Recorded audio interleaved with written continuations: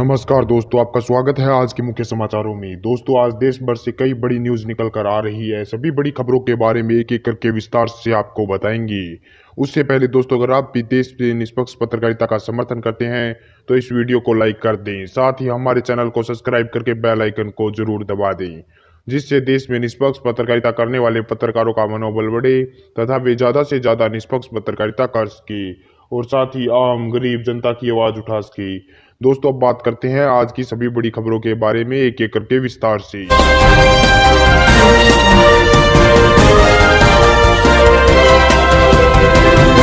नेपाल ने आज फिर से भारत को दी खुली धमकी, कहा तटबंध हटा लें नहीं तो तोड़ देंगे। जहां दोस्तों आपको बता दें कि भारत और चीन के बीच लगातार तनाव के बीच नेपाल भी भारत को धमकी दे रहा था। इसी बीच आपको बता दें कि भारत और चीन के बीच अब तनाव कम होता दिख रहा है। इसी बीच आज नेपाल ने फिर से भारत को धमकी दी है। जहां दोस्तों आपको बता दें कि भारतीय सीमा में नो मैंस लैंड से सटे हुए लाल बकेया नदी के तटबंध के एक हिस्से को हटाने की आज नेपाल ने धमकी दी है। नेपाल ने कहा कि अगर इसे भारत की तरफ से नहीं हटाया गया तो वह इसे तोड़ देगा। वहीं आपको बता दें कि नेपाल ने दावा किया है कि जो भी तटबंध बनाया गया है वह जो है नेपाल की जमीन पर जबरदस्ती सेना के द्वारा भारत ने कब्जा करके बनाया है और इसे अब वह नहीं सहेगा और इसे तोड़ देगा। जी हाँ दोस्तों, आपको बता दें कि अगर इसे नेपाल की तरफ से तोड़ा गया तो बिहार में बाढ़ का खतरा मंडराने लगेगा और बिहार में काफी तगड़ी बाढ़ आ जाएगी। वहीं आपको बता दें कि चेतावनी देते हुए नेपाल ने कहा है कि अगर इसे भारत की तरफ से नहीं हटाया गया तो वह इसे तोड़कर हटा देंगे। तो ये काफी बड़ी खबर सामने निकल कर आ रही कि जिस तरह से लगातार भारत और चीन के बीच तनाव बढ़ा हुआ था और फिर नेपाल लगातार भारत को धमकी दे रहा था, लेकिन आज फिर से तनाव कम होने के बाद भी नेपाल ने धमकी दी है।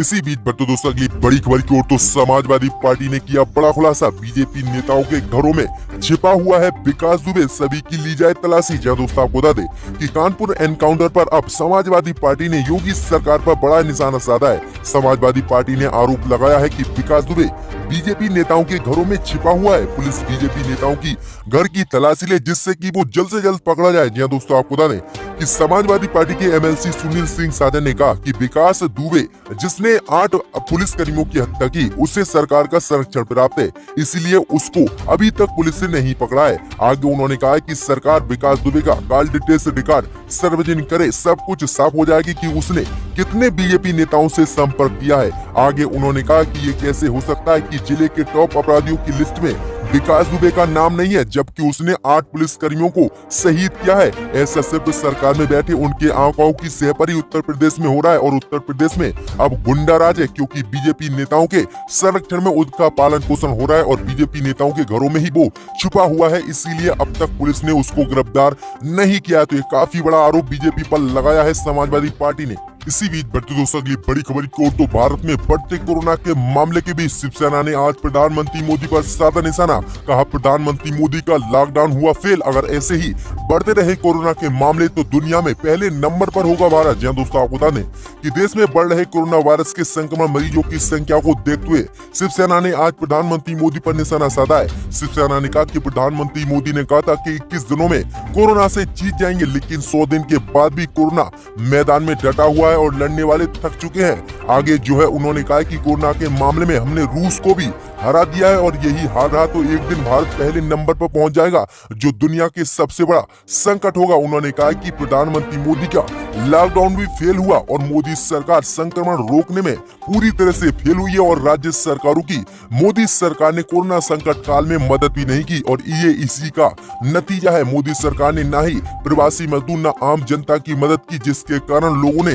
लॉकडाउन का पूर्ण रूप से पालन नहीं किया, क्योंकि लोग भूखे मर रहे थे। तो ये काफी बड़ा आज निशाना साधा गया है शिवसेना की तरफ से प्रधानमंत्री मोदी पर। इसी बीच बैठो दोस्तों अगली बड़ी खबर की ओर तो कोरोना महामारी के चलते बकरा ईद के लिए व्हाट्सएप पर बकरों की बिक्री हो रही है ऑनलाइन। जहां दोस्तों आपको बता दें ये काफी बड़ी खबर सामने निकल कर आ रही है कि कोरोना वायरस की वजह से पूरे देश में बकरा बाजार नहीं लग पा रहे हैं, इसीलिए व्यापारी और ग्राहक अब दोनों ही ऑनलाइन हो गए। बकरों की बिक्री और खरीदारी के लिए लोग व्हाट्सएप और इंस्टाग्राम का इस्तेमाल कर रहे हैं। लोग व्हाट्सएप पर बकरों की फोटो भेजकर अपने पैसे बता रहे हैं और इससे खरीदारी कर रहे हैं। तो ये काफी बड़ी खबर सामने निकल कर आ रही है कि पूरे देश में कोरोना महामारी ने अब बकरा ईद के लिए बकरे खरीदने के भी तौर तरीकों को बदल दिया है और बकरे भी अब ऑनलाइन व्हाट्सएप के जरिए देश में खरीदे जा रहे हैं। तो ये काफी बड़ी खबर सामने निकल कर आ रही है। इसी बीच बेटे दोस्तों अगली बड़ी खबर की ओर तो विकास दुबे की बहू और नौकरानी गिरफ्तार, हमले में की थी गुर्गों की मदद। जी दोस्तों आपको बता दें कि कानपुर पुलिस ने गैंगस्टर विकास दुबे की बहू, पड़ोसी और नौकरानी को गिरफ्तार किया है। बताया जा रहा है कि एनकाउंटर वाली रात इन लोगों ने विकास दुबे का साथ दिया था। तीनों की पहचान क्रमशः समा, सुरेश वर्मा और रेखा के रूप में की गई है। वहीं पुलिस ने बताया कि मुठभेड़ के दौरान ये तीनों विकास दुबे को पुलिस कर्मियों की लोकेशन के बारे में जानकारी दे रहे थे। वहीं पुलिस ने बताया कि यहां तक कि गोलाबारी के दौरान विकास दुबे की बहू समा ने अपने घर का दरवाजा तक नहीं खोला था जब एक पुलिस वाला जान बचाने के लिए ठिकाना मांग रहा था। तो जिसके बाद ये तीनों को गिरफ्तार किया गया। वहीं इसी बीच बेटे दोस्तों अगली बड़ी खबर की ओर तो कोरोना महामारी के चलते कर्नाटक सरकार ने लिया बड़ा एक्शन, 100 से अधिक मेडिकल स्टोर के लाइसेंस सस्पेंड। जी दोस्तों आपको बता दें कि कर्नाटक में कोरोना महामारी के बढ़ते मामले के बीच राज्य सरकार ने बड़ा एक्शन लिया है। राज्य में करीब 110 दवाई की दुकानों के लाइसेंस सस्पेंड कर दिए गए हैं। ऐसा इसलिए किया गया है क्योंकि इन दुकानों ने बुखार और सर्दी की दवाई ले जा रहे लोगों का कोई भी रिकॉर्ड नहीं रखा था। जी दोस्तों आपको बता दें कि राज्य सरकार की ओर से आदेश दिया गया था कि हर मेडिकल स्टोर को ऐसे लोगों का रिकॉर्ड रखना है जो बुखार और ठंड लगने की दवाई स्टोरों से ले जा रहे हैं, ताकि अगर उन्हें कोरोना वायरस के लक्षण हो तो जांच की जा सके। लेकिन आरोप है कि इन 100 से अधिक स्टोरों ने ऐसा नहीं किया था, जिसके बाद इन सभी के लाइसेंस को रद्द कर दिया गया। तो ये काफी बड़ा एक्शन लिया है कर्नाटक सरकार ने।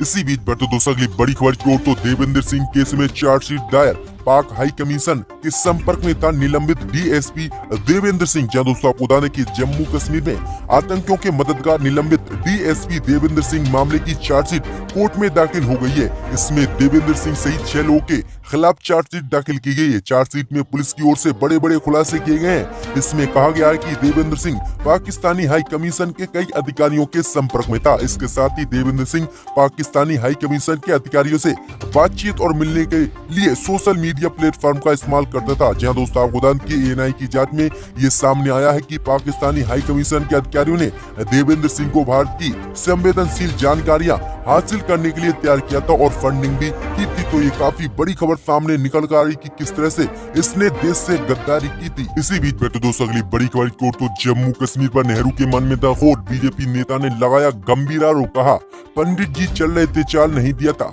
श्यामा प्रसाद मुखर्जी के खत का जवाब। जहां दोस्तों आपको बता दें काफी बड़ी खबर सामने निकल कर आ रही है कि जेपी नड्डा ने एक बार फिर से जो है पंडित जवाहरलाल नेहरू पर हमला बोला है। जहां दोस्तों आपको बता दें कि जेपी नड्डा ने कहा कि श्यामा प्रसाद मुखर्जी ने स्पष्ट कहा था कि अनुच्छेद 370 के माध्यम से जम्मू कश्मीर को विशेष अधिकार क्यों दिया जा रहा है, लेकिन नेहरू जी और शेख अब्दुल्ला की चाल को अंजाम देने का काम नेहरू जी कर रहे थे और डॉक्टर मुखर्जी के विरोध का उन्होंने उत्तर नहीं दिया था। वहीं आप बता दें कि भाजपा प्रमुख जेपी नड्डा ने कहा कि मुखर्जी ने नेहरू जी को चिट्ठी लिखकर कहा था कि जम्मू कश्मीर से अनुच्छेद 370 हटाओ क्योंकि एक देश में 2 संविधान नहीं चलेंगे। लेकिन जवाहरलाल नेहरू ने चिट्ठी का जवाब तक नहीं दिया था।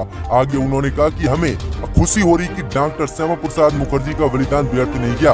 उनके बलिदान पर आज करोड़ों बीजेपी कार्यकर्ताओं ने दिन रात मेहनत की और प्रधानमंत्री मोदी को जो है प्रधानमंत्री बनाया, जिसके बाद हमने धारा 370 को धाराशाही कर दिया और मोदी सरकार द्वारा अनुच्छेद 370 के अधिकार प्रावधान खत्म करने के बाद हमें बहुत खुशी हुई और आज प्रसाद मुखर्जी की जयंती मनाते हुए हमें खुशी हो रही। तो ये काफी बड़ी बातें आज कही गई हैं जेपी नड्डा की तरफ से। इसी बीच बढ़ते दोस्तों अगली बड़ी खबर की ओर तो आम आदमी पार्टी के सांसद संजय सिंह ने डीयू के ऑनलाइन एग्जाम रद्द करने की मांग, एचआरडी मंत्री को लिखा पत्र। जय दोस्तों आपको